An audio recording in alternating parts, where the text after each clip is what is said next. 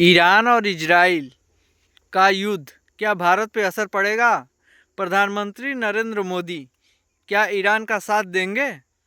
देखिए, कहावत यह है कि गिरते हैं सवार मैदाने जंग में, वो तिल्फ क्या गिरे जो घुटनों के बल चले।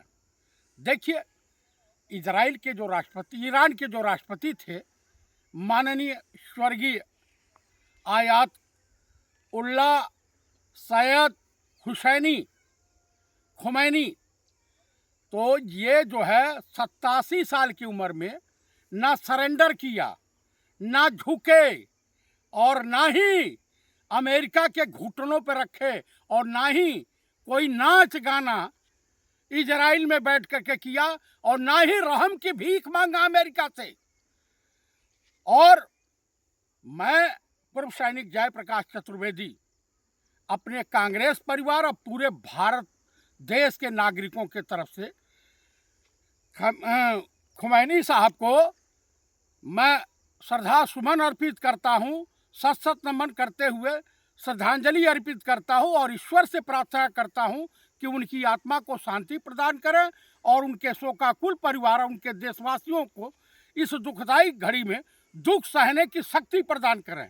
रही बात क्या असर होगी, असर तो होगा कि सोना महंगा होगा, तेल महंगा होगा, और तमाम तरह के जो बाहर से सामान आते हैं महंगे होंगे।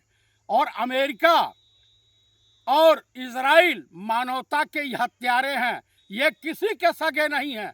इन्होंने तो जैसे भारत के प्रधानमंत्री को अपना नौकर बना लिया है कि ये किसानों के हितों के साथ समझौता करते हुए पूरे किसानों के डेथ वारंट पर साइन कर दिया है अमेरिका में। जो भूचाल हिंदुस्तान में आने वाला है, हिंदुस्तान का किसान मजबूरी में मजदूर बन जाएगा।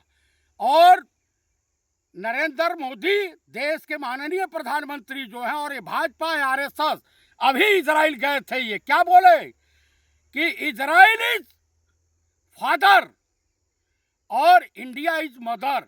आप बताइए, इतना बेशर्मी भरा बयान। वो 87 साल की उम्र में उस बुजुर्ग ने जो कमाल किया है, उसकी पूरी दुनिया में तारीफ हो रही है। पूरा इजराइल सड़कों पे, ईरान सड़कों पे है, पूरा विश्व उनकी आत्मा की शांति के लिए दुआएं मांग रहा है। आप बताइए कि हमारे देश के माननीय प्रधानमंत्री श्रीमान नरेंद्र दामोदर दास मोदी उर्फ राजा बाबू उर्फ छैला बाबू जिस तरह का बयानबाजी कर रहे हैं, अभी यूपी में आपको बताया कि रेड अलर्ट पर यूपी को रखा गया है, तो हमको लग रहा है कि कोई साजिश रची जा रही है। इनकी गिरती हुई साख, बीजेपी आरएसएस की गिरती हुई साख को बचाने के लिए ये फ्रेंडली मैच कर सकते हैं, या कोई आतंकवादी हमला करवा सकते हैं, या पाकिस्तान से भिड़ सकते हैं।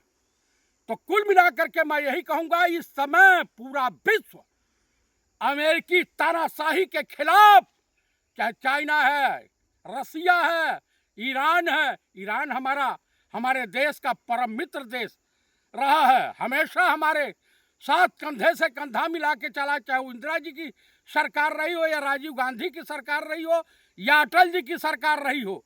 वो हमेशा पाकिस्तान का साथ नहीं दिया।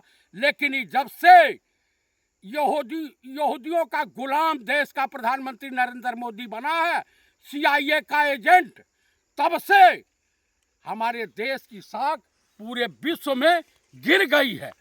मैं यही कहूँगा कि झांसी की रानी को याद कर लीजिए, यही अमेरिका है। निक्सन राष्ट्रपति हुआ करते थे, इंदिरा जी ने उनको, उनके देश में ही उनको बेइज्जत किया कि हमारे आंतरिक मामले में अमेरिका को कोई दखल देने का कोई अधिकार नहीं है।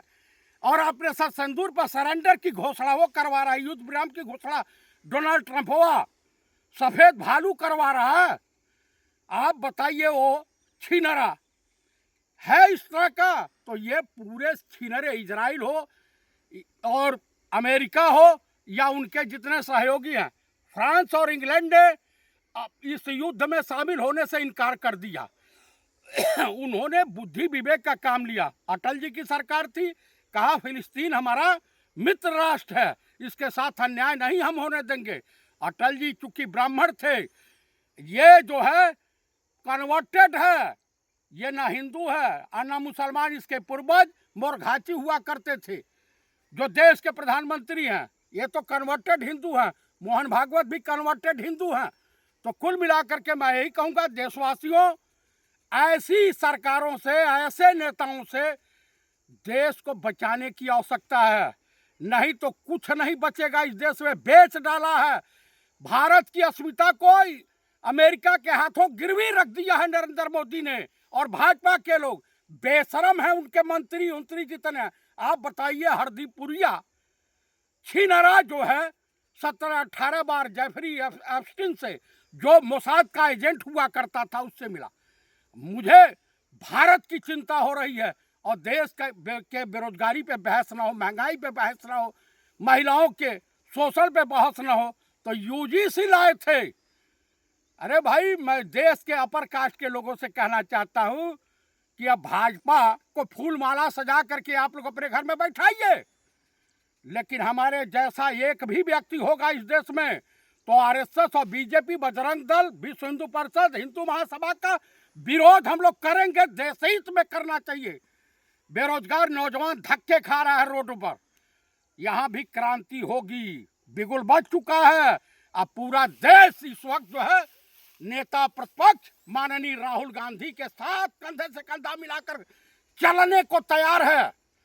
और हम फिर दोबारा जो सैल्यूट करते हैं ईरान के राष्ट्रपति जो है मरहूम आयतुल्ला अली सैयद खुमैनी को, और उनको फिर भावभीनी श्रद्धांजलि अर्पित करते हैं। वो हमारे देश के, हमारे यूपी के रहने वाले थे। औध के नवाब के साथ उनके ग्रैंडफादर गए थे हज करने और वहीं पे वो बस गए और वो उन्हीं के ये वंशज है, पोते हैं। तो ये हमारे बाराबंकी के थे। यूपी के शेर ने पूरे हिंदुस्तान में नहीं, पूरे दुनिया में झंडा गाड़ दिया है। यूपी का ब्लड था, हिंदुस्तान का वो बब्बर शेर था, जो आज दुनिया में नहीं है। मैं देशवासियों से कहूंगा कि अधिक से अधिक मात्रा में इस वीडियो को लाइक करें, सब्सक्राइब करें और पूरा फैलाएं। इसी के साथ मैं फिर कहूंगा कि अगर इस देश को बचाना है तो नरेंद्र मोदी और भाजपा से पिंड छुड़ाना पड़ेगा, इन्हें धक्के मार करके हटाना पड़ेगा सत्ता से, तभी ये देश बच सकता है। नहीं तो जो तूफान आने वाला है बर्बादी का, ये फिर कृष्ण मंदिर, राम मंदिर, कुंभ के नाम पर हिंदुओं की हत्याएं होती रहेंगी, मारे जाएंगे हिंदू। चाहे कोरोना काल में, नोटबंदी में तमाम हिंदू मरे हैं चलते चलते रोड पे, और राम मंदिर के पीछे छुप करके ये हत्यारे जो हैं, मानवता के हत्यारे हैं, आरएसएस वाले, बीजेपी वाले, ये सेम नेताओं के तरफ से हत्यारे हैं, डोनाल्ड ट्रंप के तरफ से हत्यारे हैं। ये किसी के सगे नहीं हैं। इसी के साथ मैं देशवासियों को जय हिंद बोलता हूं और फिर कहता हूं कि आप लोग कांग्रेस लाओ, देश बचाओ का नारा बुलंद कीजिए। जय हिंद, जय भारत, जय कांग्रेस।